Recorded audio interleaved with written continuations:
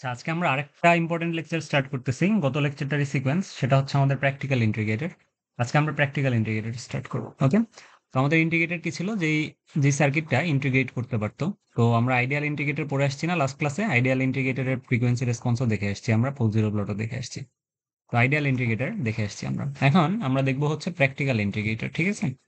তো practical integrator is a little bit modified version of ideal integrator, হ্যাঁ, is modified version of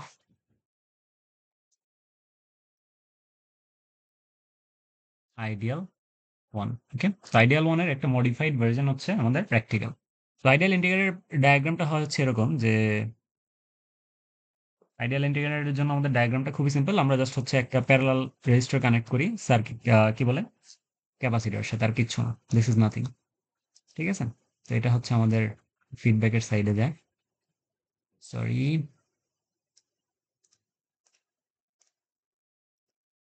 ওকে, এই পর্যন্ত আসলাম। আমি অপ অ্যাম্পের কাছে যাব। মাইনাস প্রান্ত, প্লাস প্রান্ত, এটা তো আমাদের গ্রাউন্ডে ছিল, গ্রাউন্ডেই থাকবে। এইখানে হচ্ছে আমাদের একটা ইনপুট ছিল ভিআই, এটা গ্রাউন্ডে ছিল। এরপরে আমাদের একটা ক্যাপাসিটর ছিল না আমাদের সাথে, এটা ছিল হচ্ছে আমাদের আইডিয়াল ইন্টিগ্রেটর। তো আমি বলছি প্র্যাকটিক্যাল ইন্টিগ্রেটরে আমরা কিছুই করব না, জাস্ট ক্যাপাসিটরের সাথে আমরা একটা প্যারালালে রেজিস্টার কানেক্ট করব, ঠিক আছে? যেটাকে আমরা নাম দিব হচ্ছে আর এফ। এটা ছিল আমাদের হচ্ছে সিএফ, এটা হবে হচ্ছে আমাদের ফিডব্যাক, যেহেতু তার মানে অফকোর্স এটা আর এফ, এবং এটা হবে হচ্ছে আর বা আর ওয়ান, হোয়াট এভার ইজ, ঠিক আছে? আর ওয়ানই বলি, যেহেতু আমরা এটাকে আর ওয়ান জানি, দিয়ে হিসেবে জানি। তো আমাদের জন্য এই পর্যন্ত হচ্ছে আমাদের এটা প্র্যাকটিক্যাল ইন্টিগ্রেটরের আমাদের ডায়াগ্রাম। ওকে, তো আমরা আমাদের কি কাজ, আমাদের গোল ছিল হচ্ছে ফ্রিকোয়েন্সি রেসপন্স কালেক্ট করা, রাইট? তো সেই জন্য আমাদের যে কথা, স্টেপ বাই স্টেপ আগাবো। প্রথমে আমরা ট্রান্সফার ফাংশন বের করব, রাইট? তো ট্রান্সফার ফাংশনের জন্য এই সাইডটাকে আমরা বলি হচ্ছে জেড টু সাইড, আর এই সাইডটাকে আমরা বলি হচ্ছে জেড ওয়ান এর সাইড। হ্যাঁ, আমাদের সিটিতে এই কোশ্চেনটা আসছিল, মানে এখান থেকে একটা কোশ্চেন আসছিল, ঠিক আছে?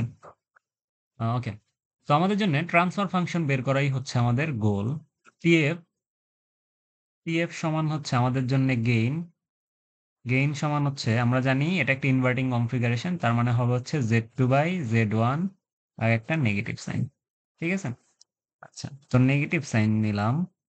তো TF z two by z one, এখন z two by z one মানে হচ্ছে CF parallel R one, sorry R F divided by z one মানে হচ্ছে আর ওয়ান। বুঝতে পারছি এই পর্যন্ত? খুবই সিম্পল ক্যালকুলেশন, আর কিচ্ছু না। এখন আমরা একটু হেল্প নিব কার, আমরা হচ্ছে টিএফ বের করছি, ঠিক আছে, দ্যাটস ফাইন। আমাদের কিন্তু টিএফ ডিজায়ার্ড গোল না, আমাদের গোল হচ্ছে টিএফ অফ এস, বা টিএফ কে আমরা ল্যাপ্লাস ট্রান্সফর্ম করার পরে যেটা আসে। এখন আমরা জানি যে সিএফ কে ল্যাপ্লাস ট্রান্সফর্ম করলে আমরা পাবো হচ্ছে ওয়ান বাই এস সিএফ, তাই না? আর আর কে ল্যাপ্লাস ট্রান্সফর্ম করলে আমরা আর ওয়ানই পাবো, এবং আর এফ কেও ল্যাপ্লাস ট্রান্সফর্ম করলে আমরা আর এফই পাবো, তাই না? তো আমাদের এস আকারে টিএফ এস মানে কি, ল্যাপ্লাস ট্রান্সফর্মে কনভার্ট করা।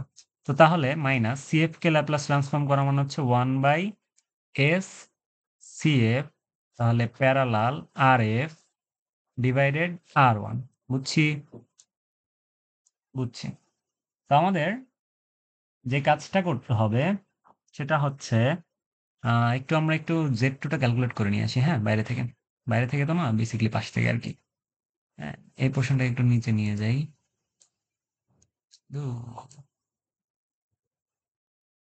আজও না পাইছি।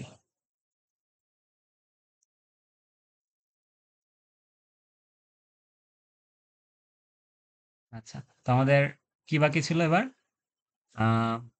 জেড টু সমান হচ্ছে ওয়ান বাই, কি ব্যাপার, আমি কি নিয়ে আসছি এটা?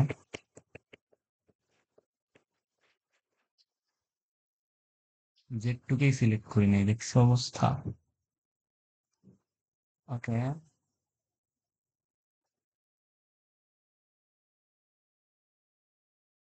গেল।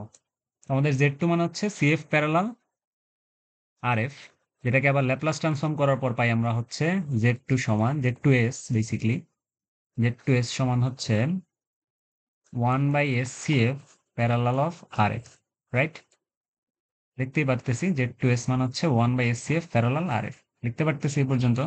ওকে, তো আমরা এরপরে হচ্ছে এই জিনিসটাকে কি, প্যারালালের মানে কি, গুণফল বাই যোগফল না? তাহলে RF by SCF divided by 1/SCF plus RF, এই জিনিসটাকে আমরা লিখতে পারি হচ্ছে RF by 1 plus RF CF S লিখতে পারি, হ্যাঁ? আচ্ছা, তো আমরা ক্যালকুলেশনটা করে নিব যদি আমাদের কোনো কনফিউশন থাকে। আর নিচে ছিল হচ্ছে R1, তাহলে এই পোর্শনের ভ্যালুটা আমরা বের করে নিয়ে আসছি।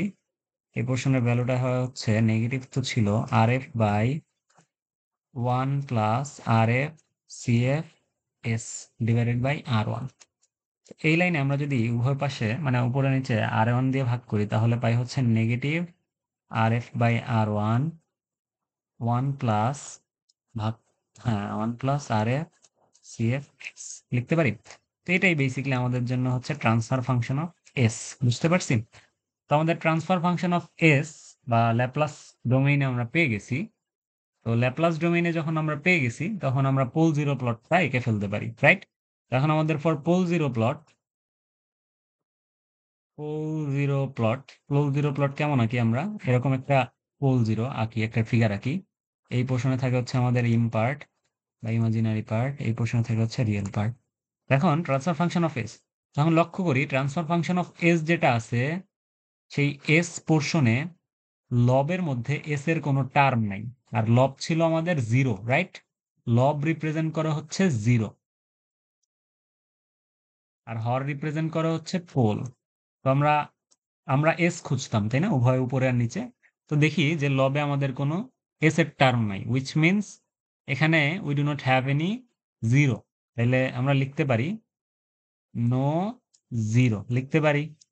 ওকে, বাট আমরা লক্ষ্য করলে দেখতে পাবো যে হরের মধ্যে একটা এস এর টার্ম আছে। তার মানে কি, কয়টা আছে? একটা এস এর টার্ম আছে না? তো উই হ্যাভ একটা এস এর টার্ম, তার মানে ওয়ান পোল।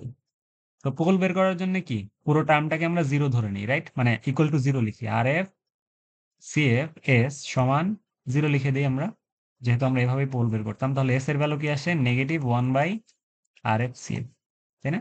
তো এটা হচ্ছে আমাদের এস এর ভ্যালু। তো এস এর ভ্যালু যেহেতু একটা পোল আছে, সেই পোলে জিরোর ভ্যালু কত? Negative 1/RF CF।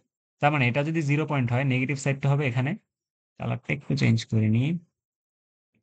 জিরোর ভ্যালুটা হবে হচ্ছে নেগেটিভ সাইডে, তো জিরোকে আমরা রিপ্রেজেন্ট করতাম ক্রস দিয়ে, তাই না? আচ্ছা, এখন আমি দেখি একটা জিনিস বলে আসছিলাম যে আমরা নেগেটিভ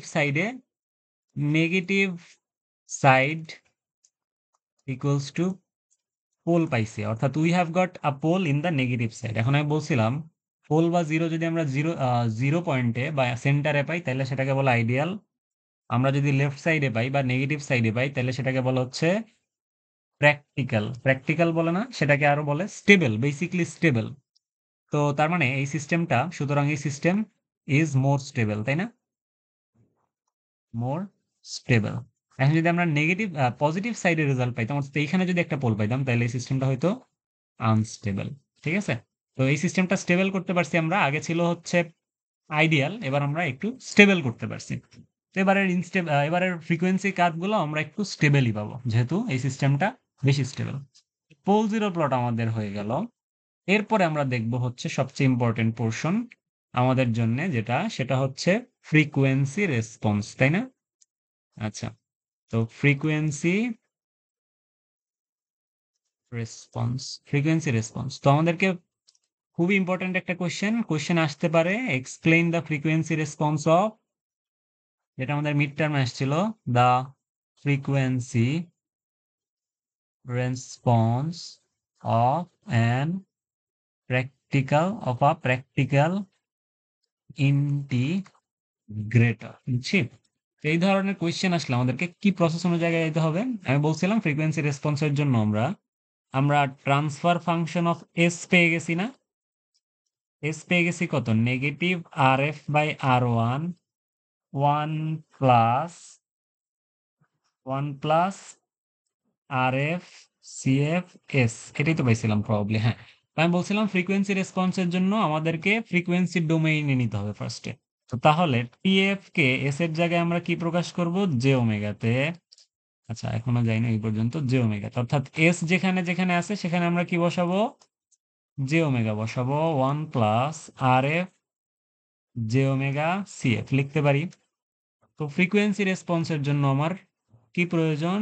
মড ভ্যালু প্রয়োজন ট্রান্সফার ফাংশনের। মড ভ্যালু জে ওমেগা, যে মানে হচ্ছে এখানে মড কত আসে এটা আর আমি আর লিখতেছি না, মড আসে হচ্ছে R F by R one. এটা সিম্পল জিনিস, root over 1 plus R F square plus C F, sorry R F plus নিতেছি, R F square C F square omega square. এইটা হচ্ছে আমাদের ট্রান্সফার ফাংশন অফ মডের ভ্যালু, মানে যে ওমেগা প্রকাশের ফ্রিকোয়েন্সি ডোমেইনে ট্রান্সফার ফাংশন অফ মডেল। তো এবার আমাদের প্লট করার জন্য আমরা রেডি হয়ে গেলাম। প্লট করার জন্য আমরা রেডি যদি হয়ে যাই, তাহলে আমরা যদি প্লটিংটা শুরু করি, এটা হচ্ছে আমাদের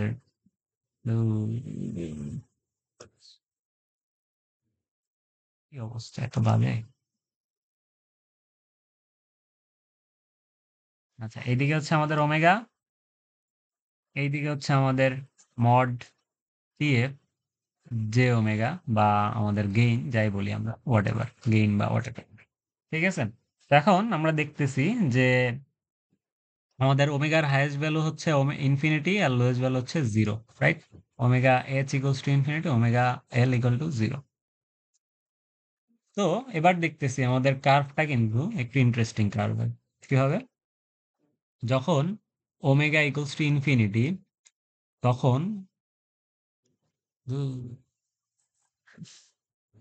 when omega equals to infinity আমরা গেইনের ভ্যালু বা ট্রান্সফার ফাংশনের ভ্যালুটা পাই হচ্ছে, এখানে ইনফিনিটি বসাই। ইনফিনিটি যদি বসাই 1 প্লাস ইনফিনিটি মানে ইনফিনিটি, রুট ইনফিনিটি মানে ইনফিনিটি,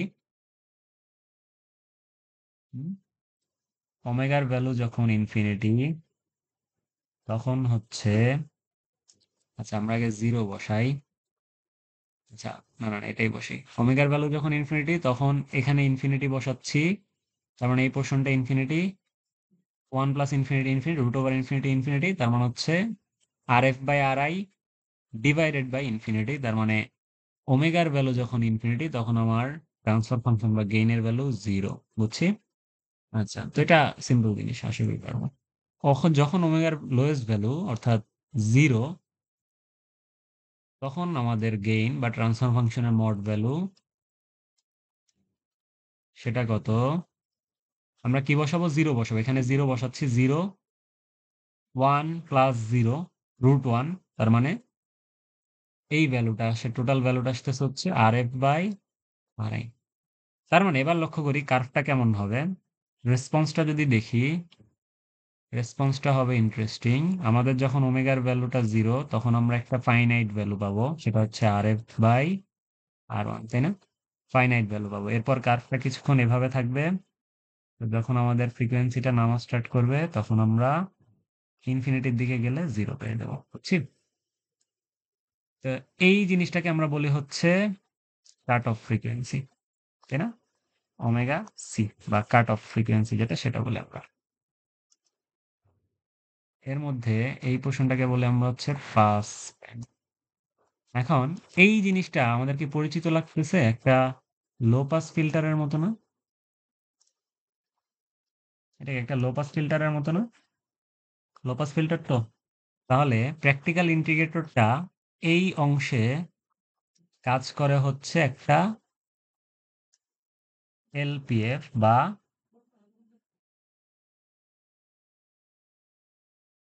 এলপিএফ। আচ্ছা, আমরা এলপিএফ এর দিকে পরে যাবো, যেহেতু আমরা ফিল্টার এখনো স্টাডি করিনি। ঠিক আছে, আর এই পোর্শনটাকে আমরা বলি হচ্ছে ইন্টিগ্রেটর। এখন এই পাশটাতে কি হচ্ছে?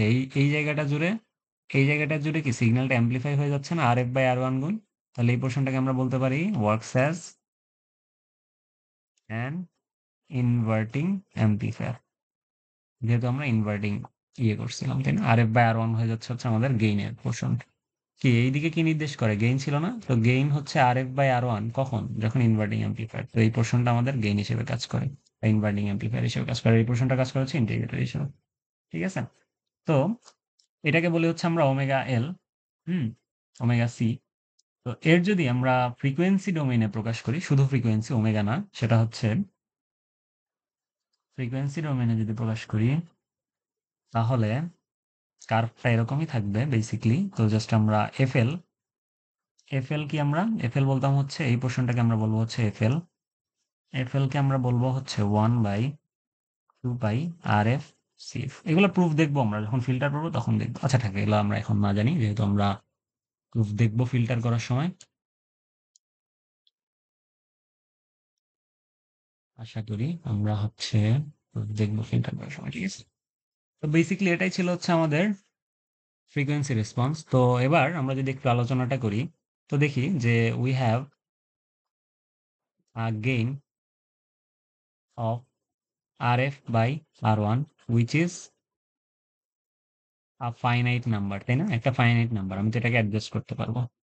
a finite number which is a finite number। সুতরাং আমরা এটা বলতে পারি যে gain at low frequency we can control it, তাই না? লো ফ্রিকোয়েন্সিতে গেইনটা কন্ট্রোল করা যাবে, রাইট? যেহেতু RF বাই R1 একটা ফাইনাইট ভ্যালু, সুতরাং কি আমাদের প্রবলেমটা সলভ হয়ে গেছে না আগের বারে? Problem is solved. এই জন্য এটাকে আমরা একটু বেটার বলি এবং প্র্যাকটিক্যাল বলি। ঠিক আছে? তো বেসিক্যালি এই পর্যন্তই আমাদের ইন্টিগ্রেটর শেষ হয়ে গেল। আমরা নেক্সট ক্লাসে স্টার্ট করব হচ্ছে আচ্ছা আমরা একটা কোয়েশ্চেন সলভ করে ফেলি চট করে। ঠিক আছে? আচ্ছা না, কোয়েশ্চেনটা আমরা নেক্সট ক্লাস সলভ করব।